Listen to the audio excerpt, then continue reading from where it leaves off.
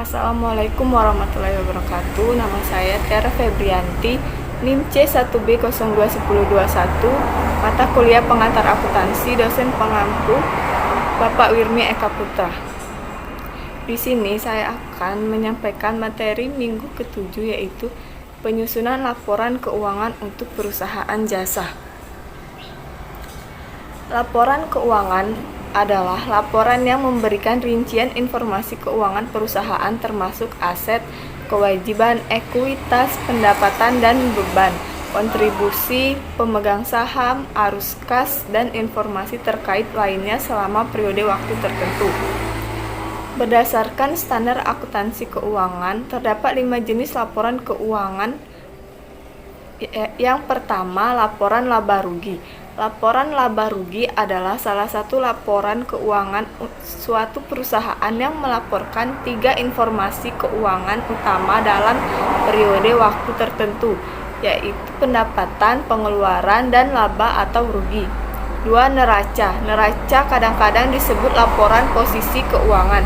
Neraca menunjukkan saldo aset, kewajiban, dan ekuitas pada akhir periode waktu akuntansi. Neraca disebut laporan posisi keuangan karena menunjukkan nilai-nilai kekayaan bersih perusahaan. Yang ketiga, ekuitas. Ekuitas adalah perbedaan antara aktiva dan liabilitas. Item-item dalam ekuitas termasuk modal saham, laba ditahan, saham preferen, dan reserves. Perubahan aktiva dan liabilitas selama periode tertentu akan mempengaruhi nilai bersih ekuitas.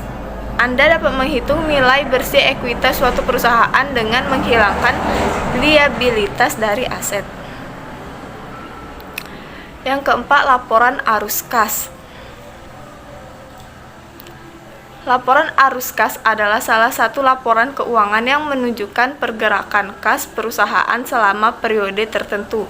Laporan yang membantu pengguna memahami bagaimana pergerakan uang tunai dalam perusahaan. Ada 3 bagian dalam laporan ini: arus kas operasional, arus kas investasi, dan arus kas dari aktivitas pendanaan. Terakhir, catatan atas laporan keuangan. Catatan atas laporan keuangan adalah laporan penting yang seringkali dilupakan kebanyakan orang. Padahal hal ini termasuk persyaratan wajib, yaitu perusahaan harus mengungkapkan semua informasi yang penting bagi laporan keuangan dan membantu pengguna untuk memiliki pemahaman yang baik.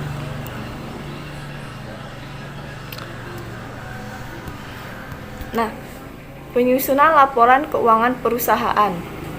Penyusunan laporan keuangan perusahaan jasa merupakan suatu bentuk laporan keuangan yang menyajikan informasi mengenai perubahan posisi keuangan yang berupa aset, liabilitas, dan kewajiban dan ekuitas atau modal untuk satu periode akuntansi tertentu pada suatu perusahaan.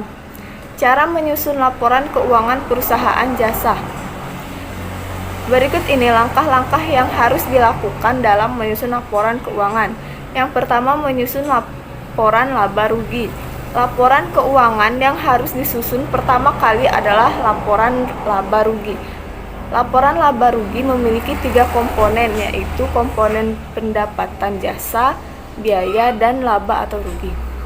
2. Menyusun neraca. Neraca merupakan bagian dari laporan keuangan suatu ekuitas yang dihasilkan pada suatu periode akuntansi yang menunjukkan posisi keuangan entitas tertentu pada akhir periode tersebut. Neraca terdiri dari 3 unsur, yaitu harta atau aset, hutang usaha, dan modal. Tujuan laporan keuangan.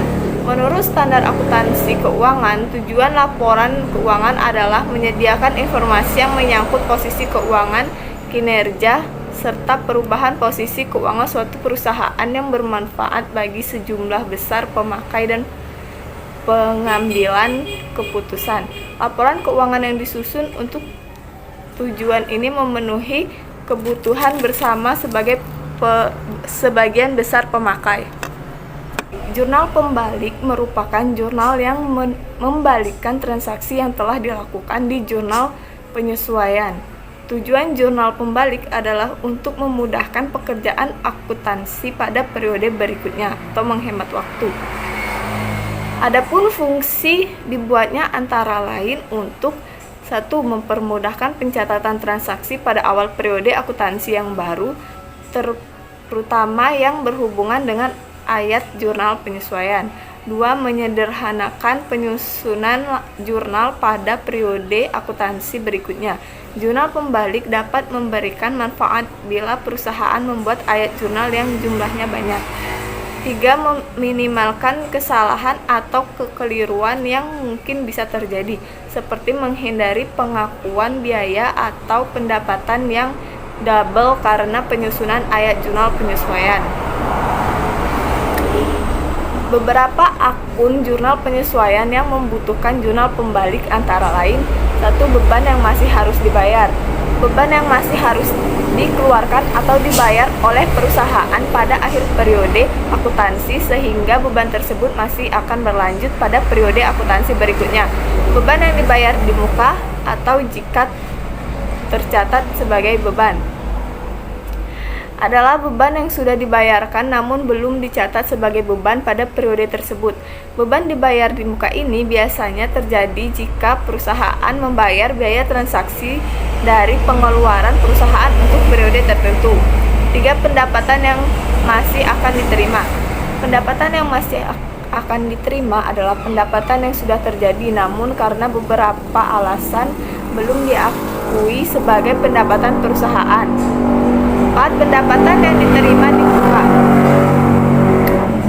itu jika tercatat sebagai pendapatan. Pendapatan diterima di muka adalah pendapatan yang diterima oleh perusahaan pada awal transaksi yang belum dilakukan kepada pelanggan. Terakhir, pemakaian atas perlengkapan bila tercatat sebagai beban. Perlengkapan yang digunakan secara terus-menerus oleh perusahaan kemudian dicatat sebagai beban dalam ayat jurnal penyesuaian. Nah, itu saja yang dapat saya sampaikan. Saya akhiri. Wassalamualaikum warahmatullahi wabarakatuh.